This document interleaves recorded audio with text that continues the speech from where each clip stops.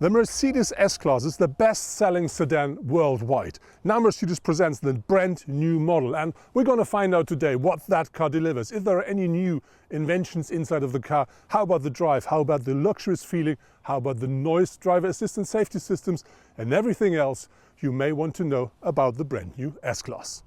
My S500 is featuring a 3-liter 6-cylinder petrol engine, and that delivers 435 horsepower, 520 newton meters of maximum torque, and it's combined with a 9-speed automatic gearbox and delivers the power to all the 4 wheels.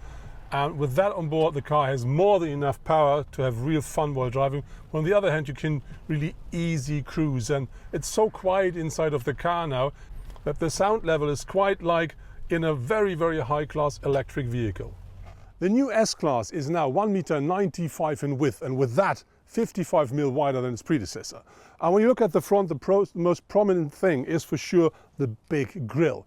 And on top of this, you do find the air intakes down here and at the side, and a quite sharp and crisp front bumper, and that gives the car extra width. On top of that, the car of course features completely new headlamps, always in LED technology, but if you want, you can order the so-called digital light system. That not only includes 3 very bright LED systems per lamp, it also includes a lot more functions.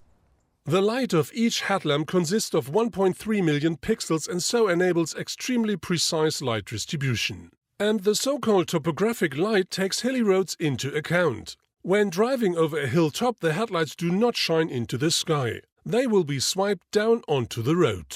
On top, assistant functions such as the marking of pedestrians on the edge of the road or the projection of warning and information symbols onto the road are possible. If you're looking for buttons and knobs inside of the S-Class, you will not be very lucky, because everything here works with sensors. So of course you do find the new steering wheel, which you may already know from the new E-Class. Everything with sensors. You do have this big touchscreen in the center console, sensors. You do find the rearview mirror adjustment system, all sensors, and even the control unit for the air outtakes here in the dashboard is a sensor. The S-Class is featuring the most important driver assistance, safety systems and more as standard. But of course you can order a lot more if you want it. At the end of the day, if you take everything, the car is able to nearly drive on its own. As soon as the legal base has been created, the S-Class will drive completely autonomously on suitable motorways up to a speed of 60 km per hour. And for the first time, the driver will be allowed to focus on other things and hand over the responsibility to the car. This step is planned for the second half of 2021. As the predecessor, you can order the new S-Class in 2 different lengths. And the new short version is now 5.18 m, which makes it 54 mm longer than its predecessor. The longer version is the one you see here. That's now 5.29 m, and that makes it 34 mm longer than the predecessor version. And when you talk about the height of the car, that's very similar to the predecessor. It's only 1 centimeter more, because the car now is 1.50 m high. Looking at the design and the shape of the car, this car now features, as the predecessor, the typical beautiful shape of a big sedan. But when you look at the side, what you do find is a lot less lines, because that now features, these floating surfaces, because that's the new and modern style of the Mercedes-Benz design. The new big head-up display of the S-Class not only features augmented reality, which means you get arrows for directions and all this stuff inside of your point of view, it also is simply big, because the projection is about 10 meters in front of the car, and the size of it is similar to a 77-inch screen. Of course, you do find LED taillights at the rear of the S-Class. They're featuring a very nice signature here, and the interior of them, this is a bit 3-dimensional, so very interesting to look into them. They are connected with this chrome element here, and that gives the car a bit of extra chic from the rear. To give the car sportiness, you do find something that looks like a diffuser and these exhaust pipes, but unfortunately they are fake. But looking at the rear of the car, what I really do like is the car gets a bit slimmer here at the rear, and that gives the car, this typical S-Class, very high-class look. The new S-Class always features a full digital cockpit, but that one here delivers a lot more than most of the others, because that really provides you with a real 3D feeling. And they deliver that by just tracking your eyes with integrated cameras. The center touchscreen of the infotainment of the S-Class is now 11.9 inch, big as standard, or 12.8 if you pay extra. And that really is the center control unit of the whole car. But on top of this, the S-Class of course features the newest version of MBUX, and with that, loads of improved functions and some new as well. Of course, the new S-Class is featuring an electric tailgate, but I think more important is the car now offers 550 liters of maximum boot capacity, and that's 20 more than with the predecessor.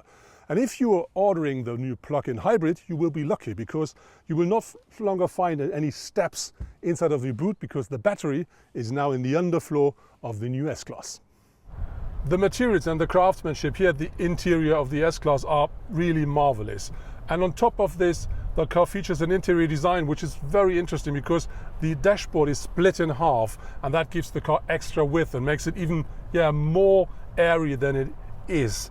And on top of this, you do find a new optional ambient light system, which not only offers you 250 LEDs, it also offers you a sync with the driver assistance safety systems, which can provide you with extra warnings here at the side of the car.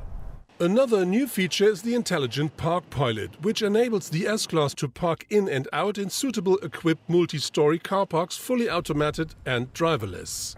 My test car is featuring the new optional rear axle steering, and this is something you really feel in every driving situation. So for instance, if you drive into a parking garage, or if you drive inside of the city center, the turning circle of the car is then up to 2 meters less than without the rear axle steering. If you drive like I do now on countryside roads with tight bends, the car behaves like a compact car. And if you drive on the motorway and you want to change lanes, the car is a lot more stable than without the rear axle steering. When the new S-Class hits the market, there will be 6-cylinder petrol and diesel engines available.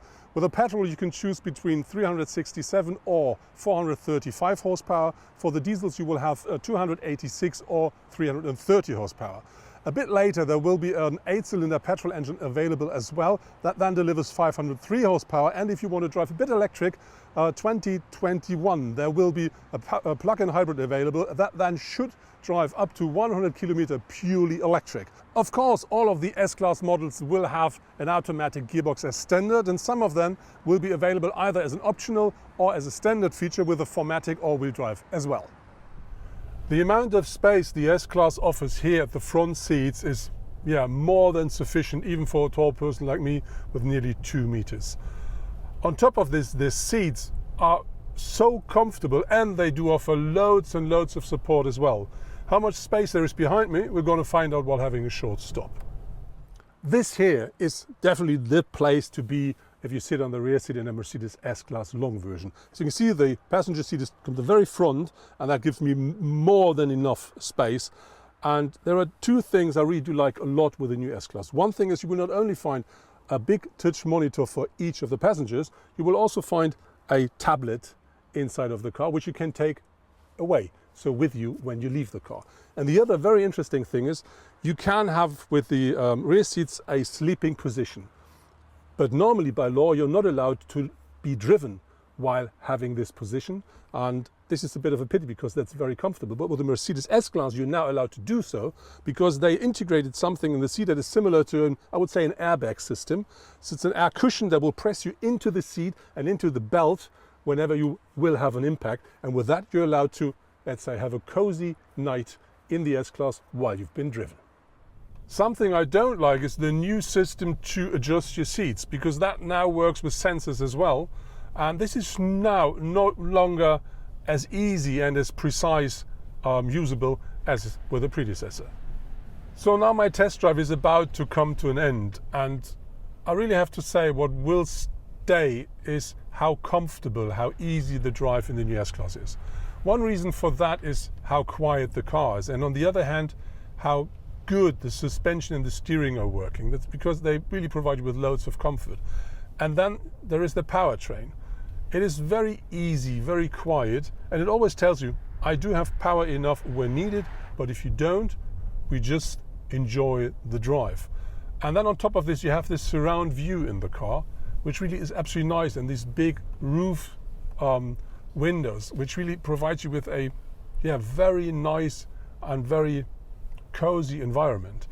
And at the end of the day, what really stays is driving that car really gives you the S-Class feeling.